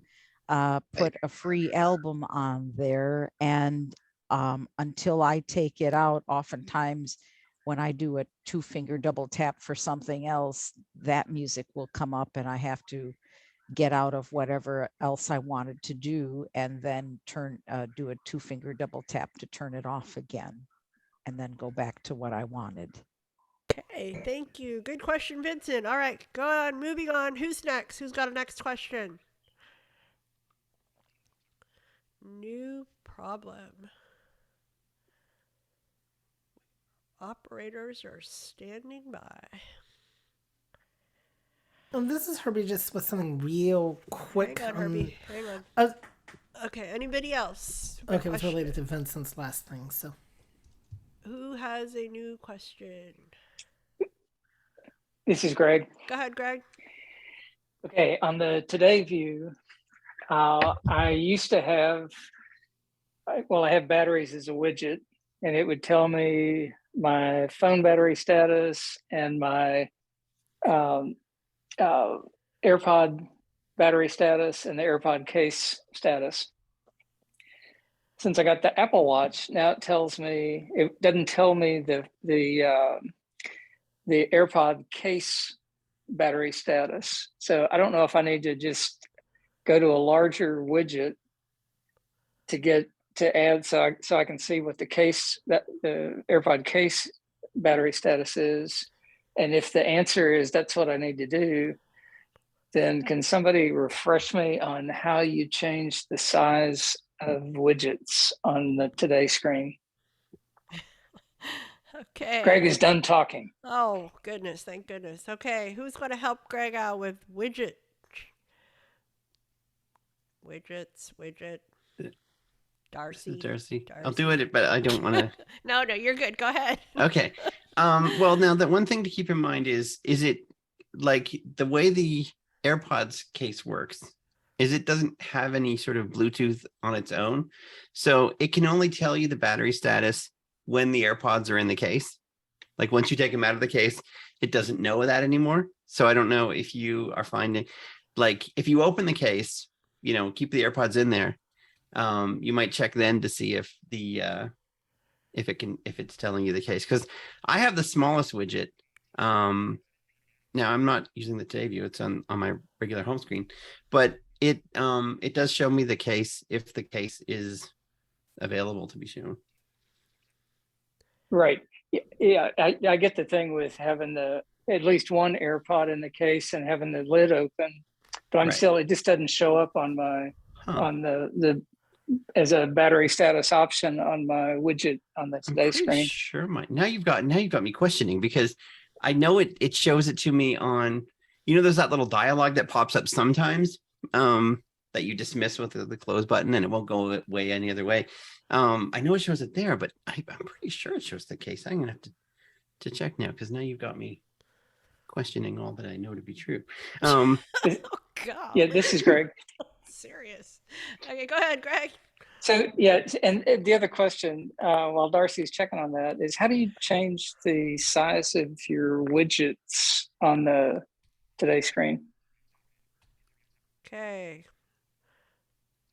Anybody else? This is Chanel. Hi, Chanel. So I think what you want to do, I don't know if you can change the size. I do, unless you're re-adding them, but I don't see why you couldn't. So the way you actually get to edit the widgets, the way that they appear, all that good stuff, if you do a one finger triple tap, then you'll find options for editing your home screen and editing your widgets. And it's been so long since I've done that, but I do know you're looking for something like edit widgets. And then in there, you'll be able to delete the widgets, arrange the stack, and things like that. This is Shree. A treat. I thought the widgets were predefined with the size. Like it'll tell you if it's a small, medium, or large. And you can't resize it. It's the widget that you pick. This is Darcy. Yep. Go. Yeah, I don't think you can resize widgets. I think the only way to get a bigger one is to, create a bigger one. And yeah, the smaller widget, the smallest one doesn't show the bad. I was wrong about that. I apologize. It only shows you the. Darcy was wrong. It happens. More than you might imagine. Just give me your hard time. Okay, go ahead. Okay, all right. This is Greg. Go ahead, Greg, and then Shree. Yeah, one more follow-up. So from what I'm hearing, do I need to delete my battery widget and then go back and add a battery widget in that's a bigger size, maybe to pick up that extra battery case? Darcy. That is what you have to do. But why don't you just go create another one first and then see if it works for you before you delete. You can have multiple widgets. So go and create a new one and see if that does what you need. Because it's possible the bigger ones might show the case battery status. Okay, thank you guys. All right, all about widgets. Okay. Sandhya's favorite topic. I know. I love favorite. I'll have a follow up to last week's discussion. I went back and followed what Darcy said, and then I was a little confused. But anyway, eventually was able to. Oh no, it's nothing about you. It's user error. And then I added a battery widget, and then somehow I added another. So I have lots of them now. But I can't. My AirPods widget is not there, and it's not showing up. So I am not sure if they're dead because I haven't used them in a while. So that could be maybe part of the problem. So like the battery widget, you mean? This is Darcy. Yeah, the battery and the AirPods could be. Well, dead. it can only show them if the AirPods are in your ears or if they're in the case. Like when the case is closed, it won't show you anything. Yeah, so they can't. You just said that. Okay. Yeah. All right. Well, maybe that is the problem. I'll go open. But I'm sure you're not the first person to say it. I listened to what Darcy said and then I got confused. So. All right.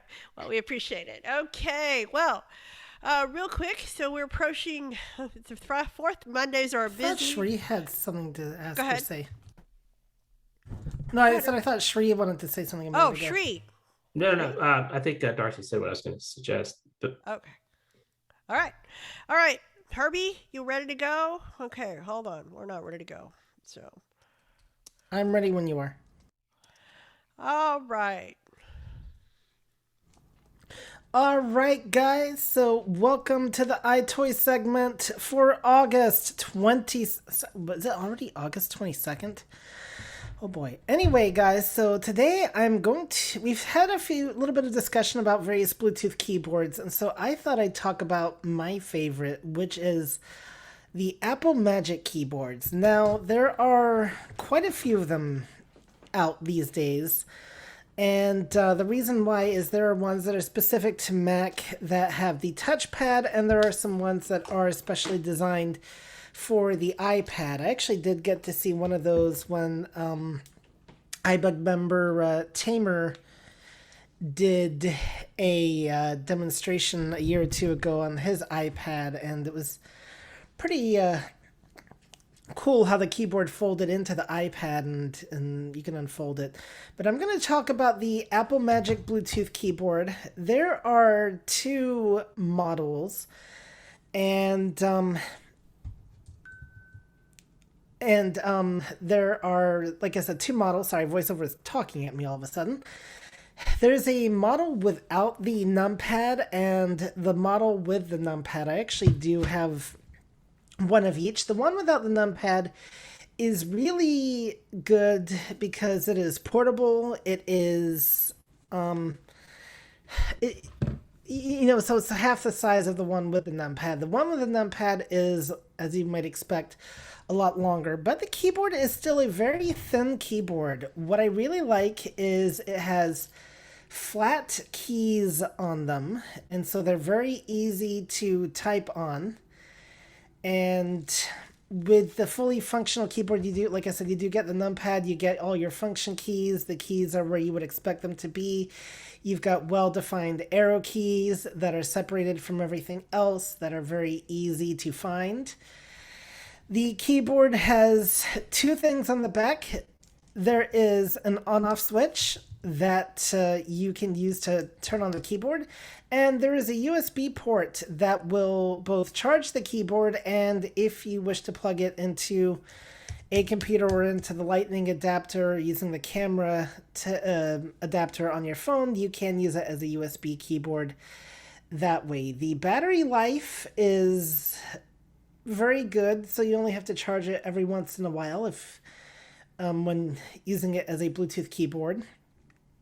Probably the one disadvantage for some people with this keyboard is it can only be connected to one device at a time. So I know a lot of people have these Bluetooth keyboards that it can connect to 5 different devices, and there's toggle switches or buttons or whatever to switch between devices. This keyboard does not work that way. And what you have to do if you want to switch devices, you either have to have the Bluetooth off on the one device, and then that will put the keyboard in pairing mode or tell your device to forget it. So let's say you have a Mac and a phone and you want to switch it to your phone. You either have to shut down the Mac or turn off Bluetooth, and then on the Mac, and then the keyboard is no longer connected. Then on your phone, you will see it and you can pair it. The keyboard is kind of like slanted, so it's thin on the front where the space bar and all that those keys are. And if you go around to the back, it kind of gets thicker and thicker to about, I don't know, the front is like 1 inch. The back, I'd say, is like 3 or 4 inches maybe. I'm not good with the precise measurements. The other thing, though, to note, it can be a little bit expensive. I thought it used to be a little bit cheaper, like $99, but it may have gone up in price a little bit. But I was looking at the Apple Store, so it's possible, like on Amazon, they might sell these for cheaper. But it is the Apple Magic Keyboard, and you can use it with your phone. The smaller version, like I said, the only difference is it does not have a numpad, but it is a little bit easier, like if you wanted to put it in something to carry around. And the key layout is slightly different. I don't use that one as much, but I think the key layout is a little bit different where like the function key is and all that, and I'm drawing a blank as to how it is, and I can't even find it at the moment, so that's not good. But it's around here somewhere. So that is the Apple Magic Keyboard, and it's pretty basic, very easy to type on, and it doesn't make much sound. I'll let you hear it real quick in terms of me typing. So there you go. And with that, I will take any questions. This is Terry. Yes. So is this Apple Magic, is that a brand name, or is there a significance to this So type it is this name or good question. So it's called Apple Magic because it is manufactured by Apple. I don't know why they include the Magic name on there. And the keyboard on the bottom actually does have a cute little Apple logo. I forgot to mention that. It does. It's like this tiny little indent circle, and it even has a little hole at the top where I think like it's supposed to represent like the little thing that sticks out of the apple. And so yeah, it's kind of like a cute little apple shape on the bottom of the keyboard. Oh, and there's also like 4 little rubber things as well that it kind of sits on, so it's not completely flat on your desk, but these are like very tiny little rubber things too. But yes, it is manufactured by Apple.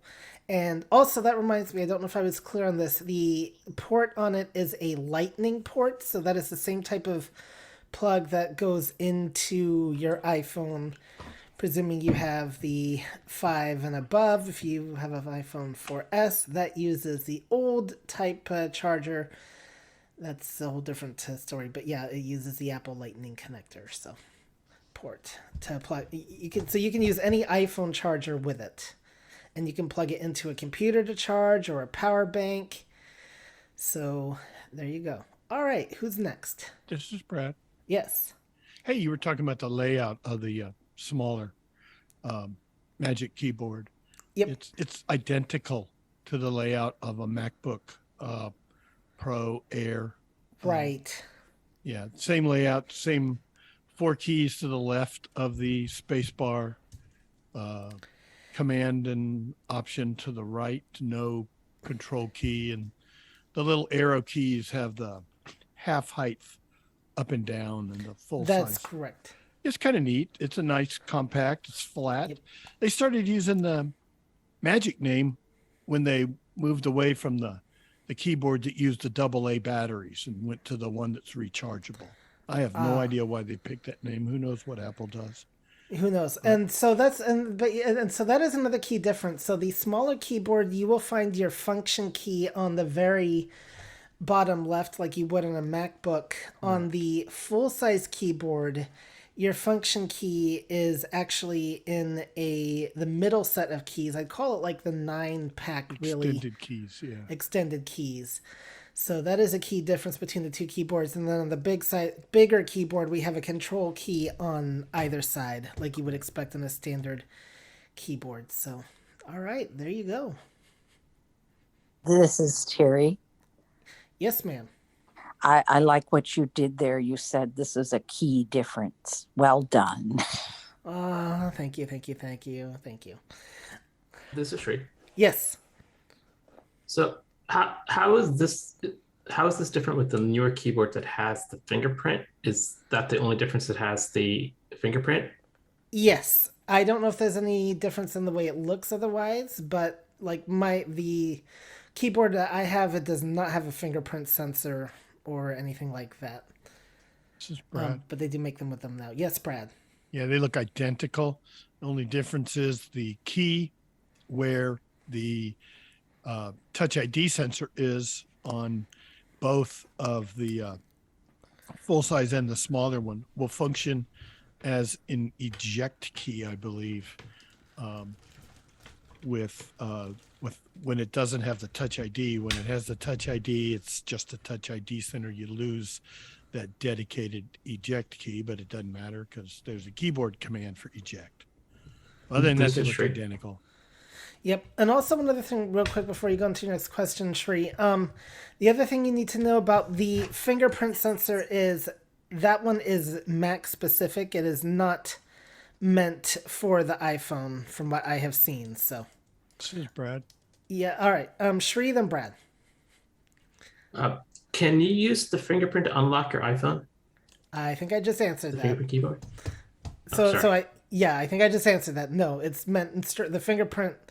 And Brad may have a correction on that one though before I see. I believe you're correct, and I was going to say that the Touch ID sensor on the Magic keyboard will only function as a Touch ID sensor on Apple Silicon Macs. Yes, and if you look, I don't think it'll even do that on like you have a Touch No. ID sensor on your Intel Mac, Herbie, but I Yep. don't think this keyboard will work because it has to do with that secure enclave. Yes, and it clearly says in the Apple Store for that it is for Silicon Macs. Another thing, also, by the way, at least they also seem to have a Ukrainian version of the keyboard out as well as the English version. I don't know what the difference is, but just something else that could be the way the keys are labeled.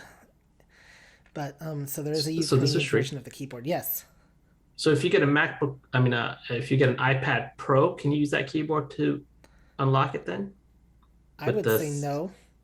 Because the Apple Store, you could look in the description in the Apple Store, but it clearly labels it as for the Silicon Mac, for the fingerprint sensor keyboard. I mean, I think the keyboard would work otherwise, you just couldn't use the fingerprint aspect of it. Brad? Yep.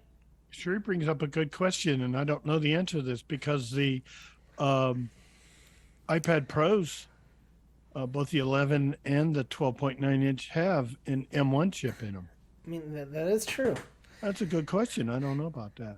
I mean, when I looked just at the basic description, it did not mention the iPad, but if somebody wants to get me an iPad and the Apple Magic Keyboard, I will more than happy look into this personally and get back to you all. But and you mentioned a Ukrainian version. I bet what it does is it types in a Cyrillic alphabet.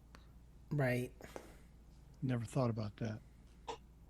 Guys, any more questions? Hey, Lisa. Yes.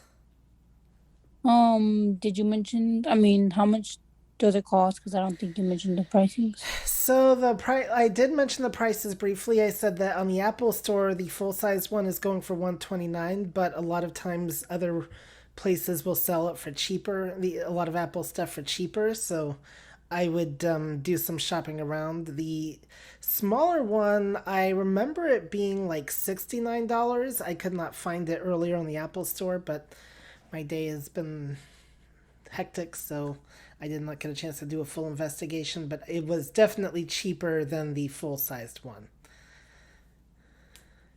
This is Shri. Before you go, Shri, has anybody else who's not had a chance would like to ask a question? All right, Shri. And Herbie, you may have mentioned this, but I bought third-party keyboards, and I've run into some voiceover issues. And I know one thing, buying an Apple Magic Keyboard, I'm not going to run into any voiceover issues. No, you are not. They are designed to work with Apple. They will work with third-party things as well, but they are definitely designed for to work with Apple products very seamlessly, and that is the advantage with that keyboard versus third-party ones. And I did mention real briefly, and then I'm going to shut it down, that you do have an on-off switch. So like when you're carrying it or whatever, you can just flip that switch to the off position. It is a physical switch, so when it's to the left, it is off. When it's to the right, it is on. It does not make any audible indication that it is on or off, but you can tell by the position of the switch. And with that, I will turn things back over to Sandhya. All right, great. Thank you, Herbie. Definitely another toy to go check out. So thank you very much. Okay, now, who's got questions? We have a remaining time that we have. Who has a question that, would like to help with? Anybody?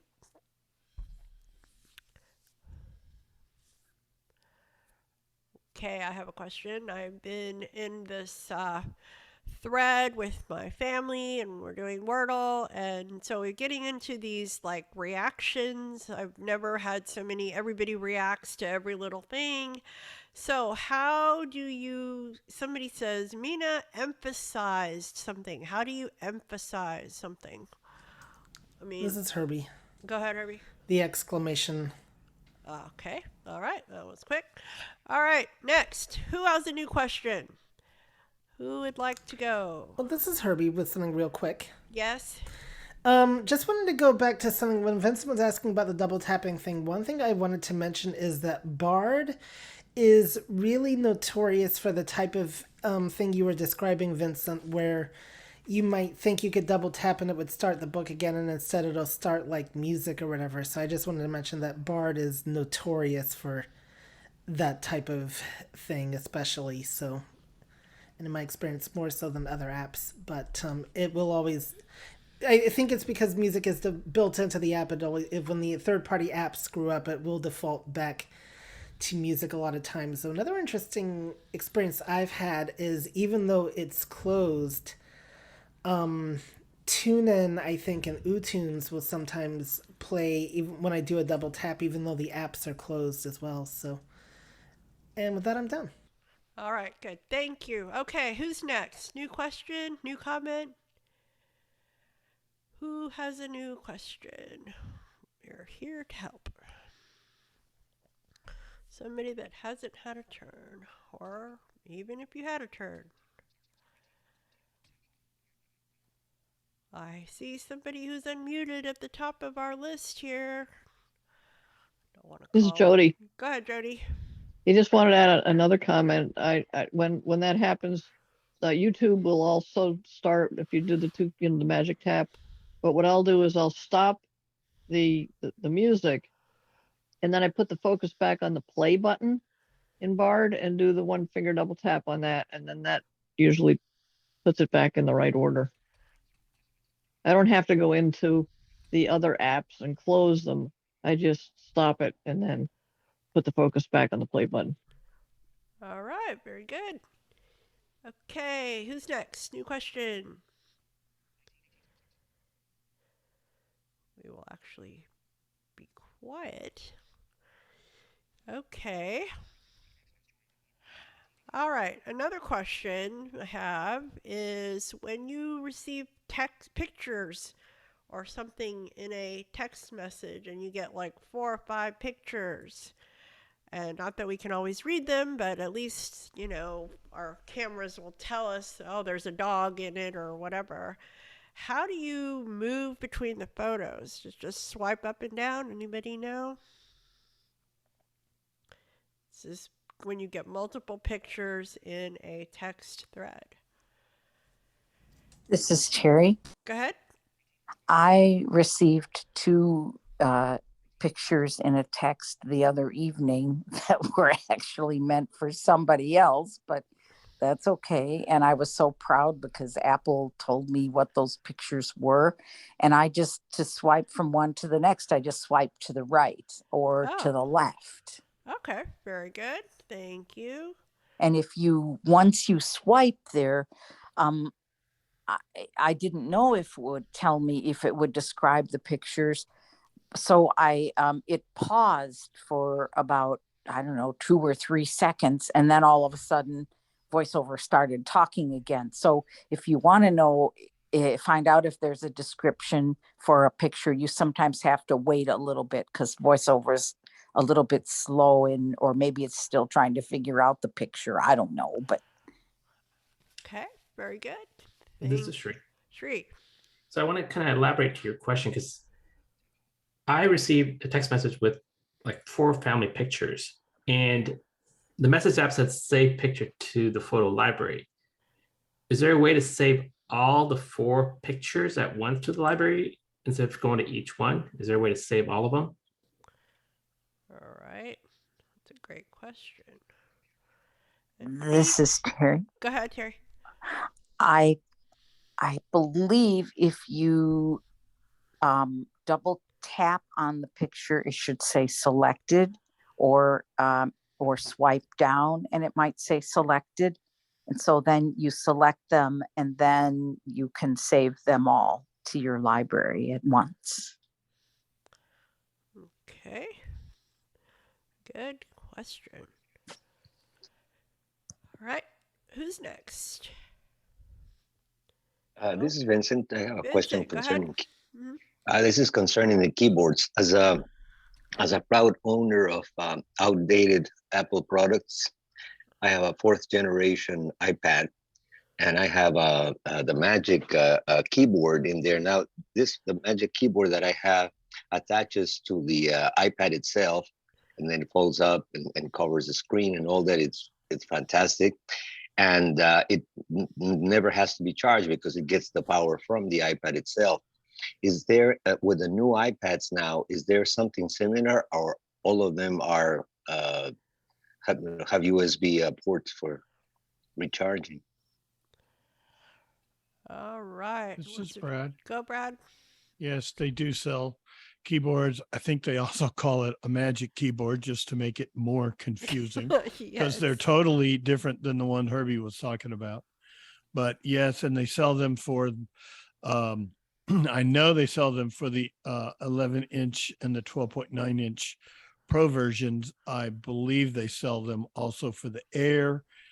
And I'm not sure about the, what do we call it, entry level iPad, because there's a little connector, I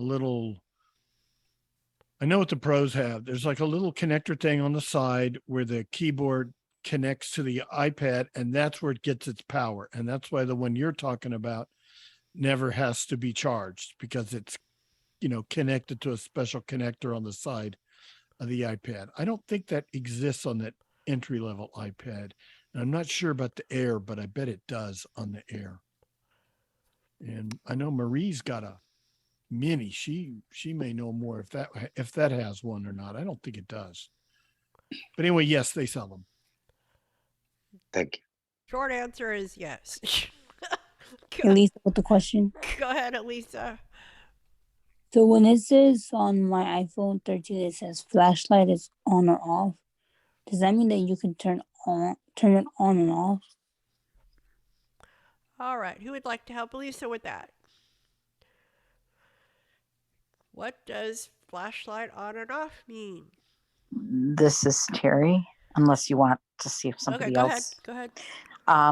Yes, you can turn it on or off. That's what that means. And you can go into your control center with, if you go up to the status bar and do a 3-finger swipe down, I believe it is, it will take you to the control center, and you can swipe to the right and you'll find flashlight there, and you can turn it off that way as well. I don't know if that's where you're seeing the on and off option, but that's what that means. There are some phones, unfortunately, where the flashlight turns on very easily, and it's a default of the phone since 2017, and supposedly Apple has not fixed that yet. So if you have one of those phones, and I don't know what models they are, but you want to perhaps check every so often to see if your flashlight is on.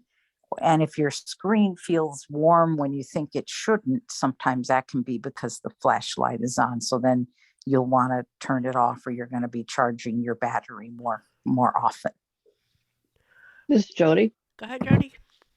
Yeah, to get to the control center, you go to status bar and you swipe up with 3 fingers. If you swipe down, you go to the notification center. But you can also ask, I think you can also ask, that's okay. I think you can also ask Siri to turn flashlight on and off. This is Brad. Brad. There's also a flashlight button in the lower left corner of your lock screen when you wake your phone up and haven't unlocked it yet. At least like on my 12 Pro and the ones without a home button, it is in that lower left corner. Very good. This is Shri. Thank you, Shri. I was going to say, you can also ask Siri, the question, is my flashlight on? It'll tell you if it's on or off. Oh, okay. This is David. David. Hi. Back to that question about when you get like the group of photos and the messages, I found that if you just tap that save photo button that's at the bottom, it'll save all the group of photos. But you have to go to each one and share, go to share and all that and save. So at least it worked on the ones I got the other day from a friend. I got like 3 batches, and each one had about 5 to 7 photos in each.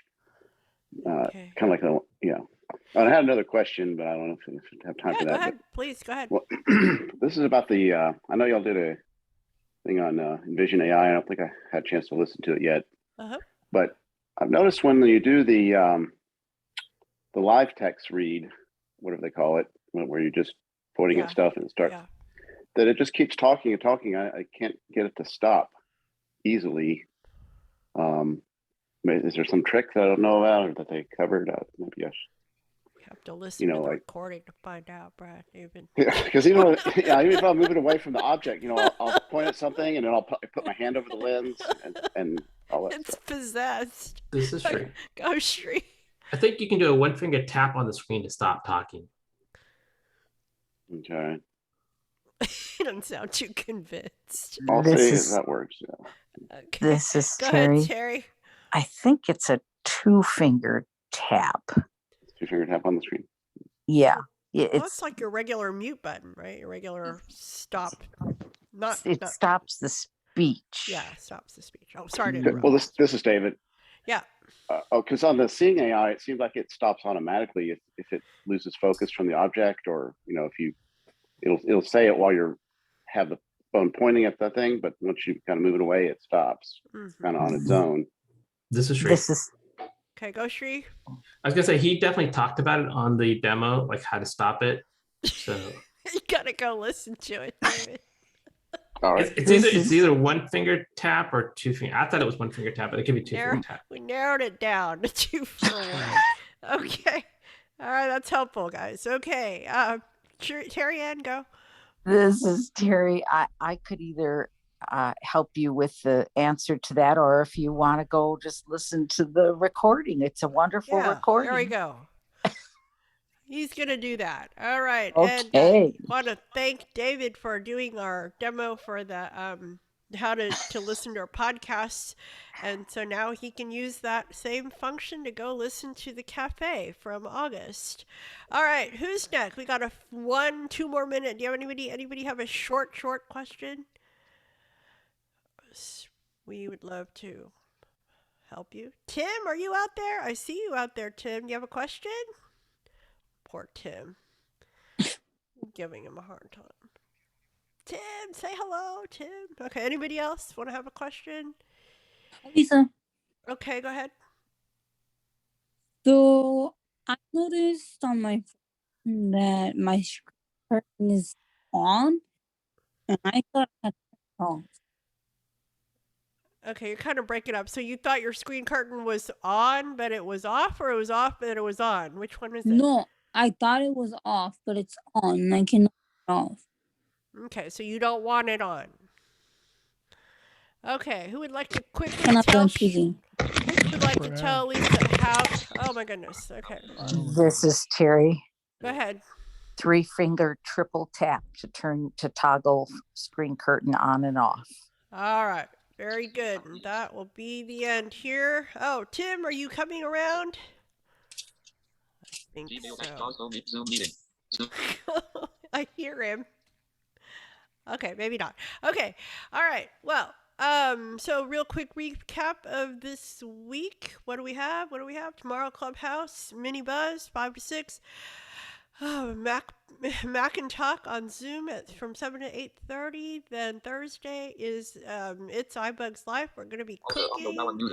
And then Friday, iBUG Night at the Virtual Movies. We're going to be watching Jezebel. And then the weekend, we are off. And so, with that, we hope that y'all will. I want to say hello. Oh, Tim, you made it. Finally, I was able to unmute myself. Okay, well, we are glad. Yes. Tim is one of our new mentees, so we're happy to have you. And thank you for coming, Tim. And we hope that you're going to come up with some good questions for next time. All right? Okay. All right. Say goodnight, Tim. Good night, everyone. All right, y'all. Have a good weekend. Bye-bye. Oh, not good weekend. Oh, sorry. It's only Monday. Oh, all right. Please. I'm sorry. Yeah. have a good week. It feels like Yes. Friday. Okay, bye, y'all. She's already worn out. I It's been am a long week and it's only Monday. She hasn't got her tea yet. Boy. I gotta turn off scary. the recording. I don't know how. Okay, bye, y'all. Bye. You Good got night, it. everybody. Okay. Oh, what is going Yep. on? Good night, Fabiola. John boy. Oh, my goodness. Just to end the meeting, it'll stop the Oh, recording. and some exciting news that we and Brad and the iBUG team is going to be in Austin for the American Council of the Blind of Texas. We have been invited to present, so I get to actually see better or Brad in worse. person. So that'll be Yay. And when is that? that will be this Saturday. weekend, This Saturday Saturday's going to be afternoon. fun. That's why iBUG is off this weekend. It's going to be recorded. I No, don't think. I sorry. don't know. No. We'll try. We'll Maybe try. we'll illegally try. Wait, let me turn off the recording before I say that. Okay. Yeah, we're gonna have to do some editing there. Uh-oh. I Get won't out the tell.